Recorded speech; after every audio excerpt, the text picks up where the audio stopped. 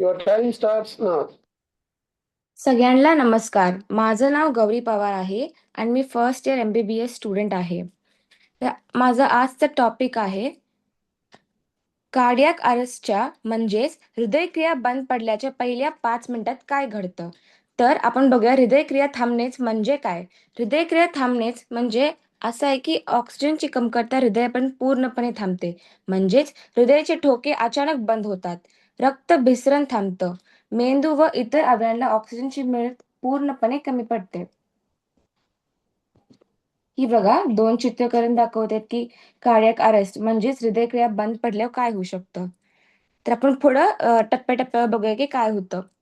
तर पहिल्या 0 ते 30 सेकंदात काय होतं हे बघूया. तर पहिल्या 0 ते 30 सेकंदात हृदय रक्त पंप करणे पूर्णपणे थांबतं. मेंदू आणि इतर अवयवांना जाणारा रक्तप्रवाह पूर्णपणे थांबतो, शून्यावर येतो. व्यक्ती जवळ-जवळ त्वरित बेशुद्ध पडतो. म्हणजेच साधारण 10 सेकंडच्या आतच व्यक्तीला कळत नाही की आपल्या आजूबाजूला काय चाललंय किंवा काय घडतंय. काही वेळात झटके म्हणजेच आकडीसारखे हालचाल दिसू शकतात. हे मेंदूला ऑक्सिजन मिळवण्यापासून कमी करतं. हृदयाला पूर्णपणे ऑक्सिजनची कमतरता पूर्णपणे बंद पडते म्हणजेच व्हेंट्रिक्युलर फिब्रिलेशनचा इथं उपयोग होतो. तर पुढच्या 30 ते 1 सेकंदात काय होतं हे बघूया. पुढच्या 30 सेकंद ते 1 मिनिटात अचानक कोसळणे म्हणजेच ऑक्सिजनची कमी पूर्णपणे कमी पडल्यामुळे माणूस अचानक कोसळतो. मेंदू आणि इतर अवयवांना प्रभावी रक्तप्रवाह होत नाही. शुद्ध हरपलेली शुद्ध हरपलेली असते. म्हणजेच त्या माणसाला इतर काही जे घडते आपल्या आजूबाजूला ती कळत नाही. मेंदूतील ऑक्सिजनची पातळी वेगाने कमी होत असते, पण पेशी अजूनही जिवंत असतात. म्हणजेच तो माणूस अजून जिवंत आहे. फक्त ऑक्सिजन नाही पोहोचल्यामुळं त्याला कळत नाही, की आपल्या आजूबाजूला काय चाललंय किंवा काय होतंय. हृदयाची लय बहुतेक वेळा व्हेंट्रिक्युलर फिब्रिलेशन झाल्यामुळे हाही शॉकेबल असतो. आता आपण पुढच्या 1 ते 3 मिनिटात म्हणजेच 1 ते 3 मिनिटात काय होतं हे बघूया.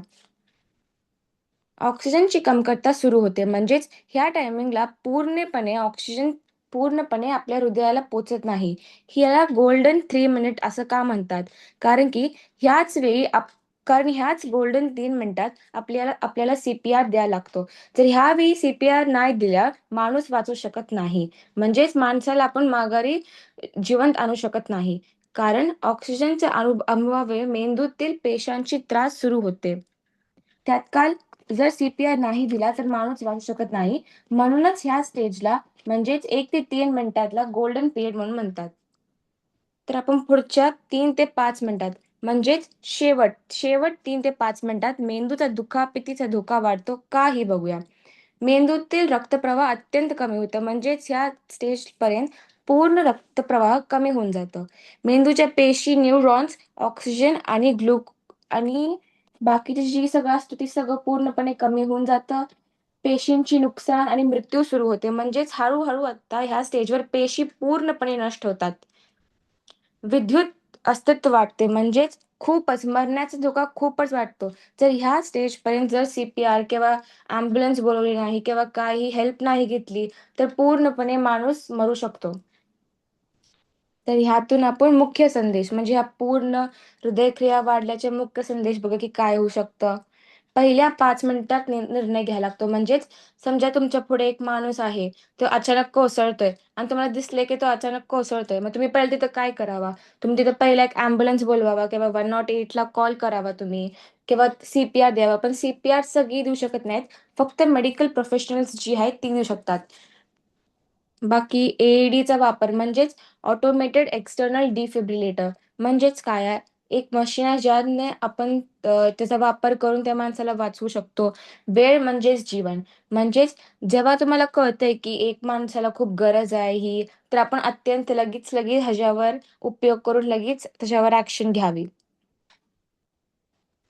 तर हे ऐकण्याबद्दल खूप खूप धन्यवाद.